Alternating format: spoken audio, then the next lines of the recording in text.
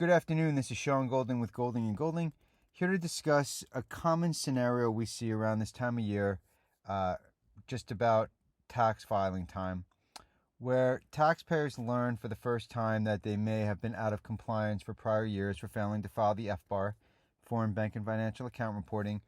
Unfortunately, they do some research, they find some fear-mongering websites, aggressive attorneys and tax professionals that are making it seem like all hope is lost.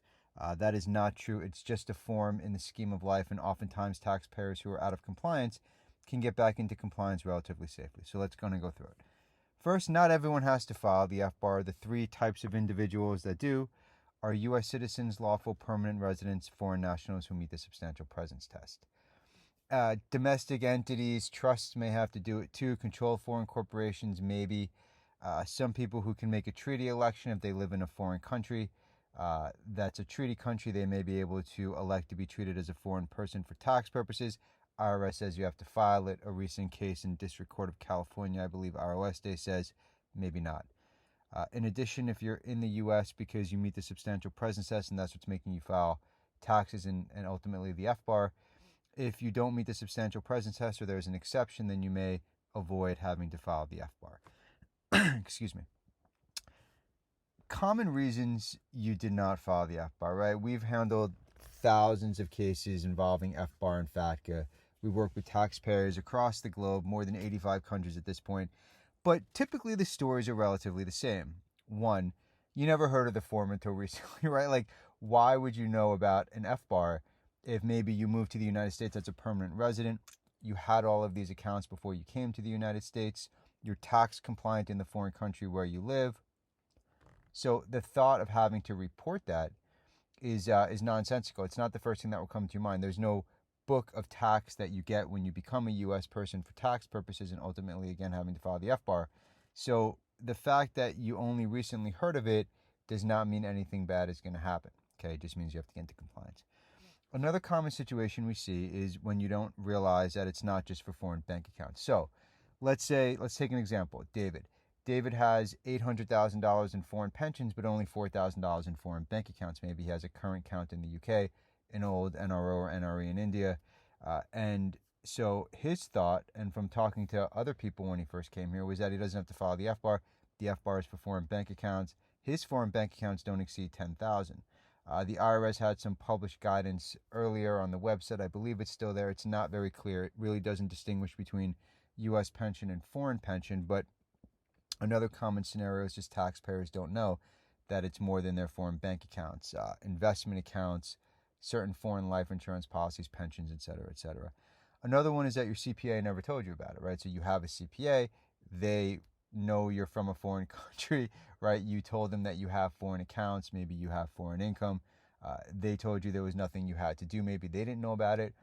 Maybe initially when you came here, they didn't know about it. They weren't sending you out an organizer, and they ask you questions each year, like, have there been any new life changes? And you're like, no. So it doesn't get any further than that.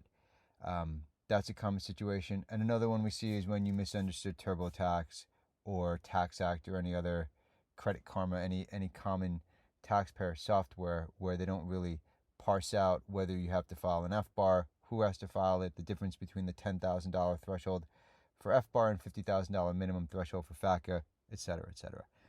So now that you learn that you're out of compliance, what can you do about it? Well, first thing to consider is most FBAR violations are civil, not criminal, okay? Depending on what you read online in big red letters that it's criminal and the IRS could be banging down your door, the special agents will meet you at work. That's the movies, and that doesn't really happen, okay? Majority of the time, totality of the circumstance dictates the analysis, and at the end of the day, the taxpayer is non-willful. Or take that back, the taxpayer is a potential civil violation. The next question is whether they are willful or non-willful. The majority of FBAR violations are going to be non-willful. Yeah, there's definitely been a recent surge of cases that explain that, if it's willful, it could be intentional, it could be willful blindness, reckless disregard, but that focuses on the current cases that have issued rulings. That doesn't mean that the thousands or 10,000s or hundreds of thousands of taxpayers who never filed the form timely are willful.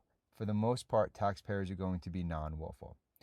Another thing to consider is even if you are willful, let's say you intentionally failed to file the FBAR, you knew about it, you didn't want the IRS to know about your foreign account, so you filed, you made a bunch of money, you stopped filing, now you and your family wants to move back to the US and you want to get into compliance and you're totally 100% willful, there's a program for you too, and it's the Voluntary Disclosure Program, BDP.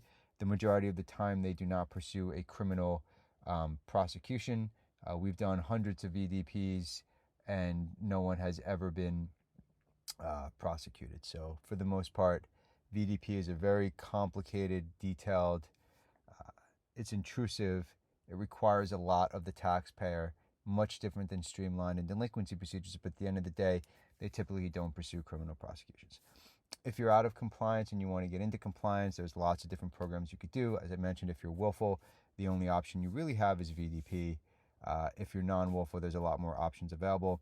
There are the streamlined filing compliance procedures. There's a domestic version and the foreign version.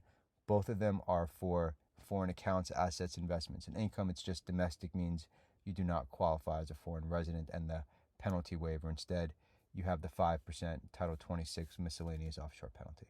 There's also delinquency procedures and reasonable cause depending on your facts. We have a ton of free information available on our main website and our sub-websites. You can always reach out and schedule a reduced fee initial consultation if it's appropriate to your matter, and it's something that we handle here. Again, my name is Sean Golding with Golding & Golding. Thank you for your time. Enjoy the rest of your day.